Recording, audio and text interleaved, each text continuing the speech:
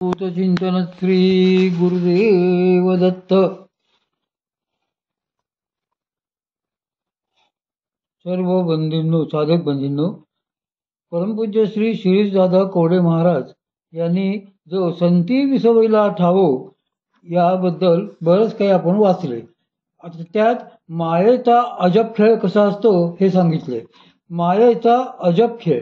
मंत्रशास्त्राचे असे एक वैशिष्ट्य असते की मंत्रदेवतेशी तुम्ही जर एकरूप झालात तर ज्या कारणासाठी तो मंत्र सांगितलेला असतो ते कारण तुम्हाला कळते. अघमर्षण मंत्राच्या देवतेशी जर कुणी एकरूप झाला तर त्या योगे त्याचा पापनाश होतो. त्याची या जन्मीची कर्मबंधने बाजूला होतात आणि त्याला पुढचे किंवा मागचेही जन्म दिसायला लागतात, कळतात. येथे तर श्री भगवंतांच्या वराप्रमाणेच गांधीला मायेचा अनुभव यावायचा होता. पाण्यात पाहता पाहताच गाधीला मंत्राचा विसर पडला होता. याचाच अर्थ तो या मंत्रदेवतेशी तद्रूप झाला होता. मग त्याला पाण्यातच एक अजब दृश्य दिसायला लागली. आपला देह आपल्या घरातच निष्प्राण होऊन पडलेला असून घरचे सगळे लोक शोक करीत आहेत असे त्याने पाहिले. काही वेळाने आपला देह आप्तांनी स्मशानात नेऊन चितेवर ठेवून त्याला विधिवत अग्नी दिल्याचेही त्याने पाहिले. गाधीच्या मनात मायेचा खेळ पाहण्याचा संकल्प असल्याने त्याला मग त्याचे पुढचे अमंगल वृत्तही ध्यायला सुरुवात झाली. त्याच्या मृतदेहाचे सोपस्कार झाल्यानंतर त्याने असे अनुभवले की त्याचा लिंगदेह सूक्ष्मदेह एकाएकी सूक्ष्म ज्योती रूपाने भूतमंडल नामक प्रदेशातील एका गावाच्या सीमेवरील ग्राम्य असंस्कृत लोकांच्या वस्तीत आला. नंतर एका नीच शिकाऱ्याच्या घरामध्ये जी त्याची पत्नी स्त्री होती तिच्या गर्भाशी संलिष्ट होऊन त्याने यथाकाल त्या घरात जन्म घेतला. सृष्टीचा असा नियम आहे की मृत्यूनंतर जीवाचा लिंगदेह किंवा सूक्ष्मदेह विशिष्ट लोकविभागात फिरत असतो. त्याची पुन्हा जन्म घेण्याची वेळ झाली की तो आपोआप जड व्हायला लागून खाली पृथ्वीच्या वातावरणात येतो. त्याचीच पुनर्जन्माशी निगडीत कर्मे जड होऊन त्याला त्यावेळी खाली ओढत असतात.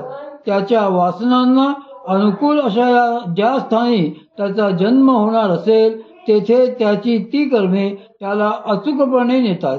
या नियमानुसार गाधी जन्माला आला आणि तोही नेमका चांडाळ्यांच्या कुटुंबात.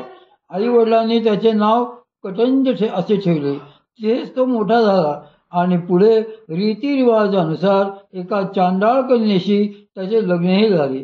कालक्रमाने पुढे संतती निर्माण झाली. कीर देशाचे राज्यपद. मोठ्या आनंदाने तो आपल्या मुलाबाळांसह कुटुंब प्रमुख म्हणून गृहस्थाश्रम चालवित होता.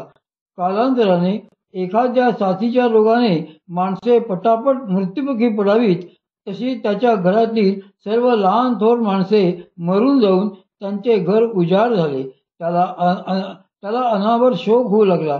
त्याच शोकग्रस्त अवस्थेत अरण्यात भटकत वाट फुटेल तिकडे हिंडता अनेक लहान मोठे प्रदेश पालथे घालून एके दिवशी तो कीर नावाच्या एका ऐश्वर्यसंपन्न देशात येऊन पोहोचला. तेथे राजधानीमध्ये शृंगारलेल्या रस्त्यावरून हळूहळू चालत जात असता त्याने पाहिले की एक मोठी मिरवणूक समोरून येत आहे. ती मिरवणूक अशासाठी होती की तिथला राजा निपुत्रिक मरण पावलेला होता आणि तेथली प्रजा अशी होती की राज्यातून एक हत्ती फिरवायचा व तो हत्ती ज्याला उचलून आपल्या पाठीवर बसवेल त्याला त्या देशाचा नवीन राजा म्हणून घोषित करायचे. पण त्यालाही एक अपवाद असा होता की जर कुणी व्यक्ती चांडाळ देशातील असेल तर तिला मात्र राज्यावर बसण्याचा अधिकार मिळत नसे. अशा वेळी मग हत्ती पुनश्च फिरवला जात असे. आता हा गाधी जरी चांडाळ कुटुंबात जन्मलेला होता तरी पूर्वसंस्कारामुळे त्याचा देह सुलक्षणी होता. तो चांडाळांप्रमाणे दिसत नसे. स्थूल देहाचे हे वैशिष्ट्यच असते की तो देह पूर्वकर्मानुसारच विशिष्ट लक्षणयुक्त दिसतो.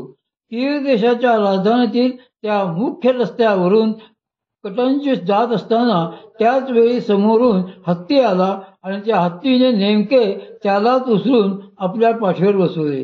ते बघून सगळ्या लोकांनी एकमुखाने त्याचा जय जयकार केला. मग त्याचा रीतसर राज्याभिषेक झाला. त्याचे गबल असे नामकरणही झाले. सर्व सुखोपभोग त्याला अनायासे प्राप्त झाले. राजकाजाने सर्व ज्ञानही त्याने करून घेतली. सर्व स्थिर स्थावर होऊन त्या राज्यात शांतता व समृद्धी नांदू लागली. अशी 8 वर्षे कशी गेली ते त्यालाही कळले नाही.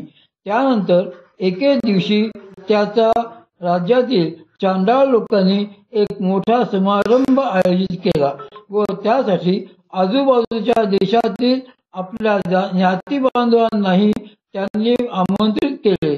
भूतमंडल देशातील कंटंजाच्या गावचे लोकही त्यामुळे नेमके समारंभाकरता त्या कीर देशात आले. आता नागरिकांचा काय अग्निप्रवेश कसा करतात याबद्दल परमपूज्य दादांनी जे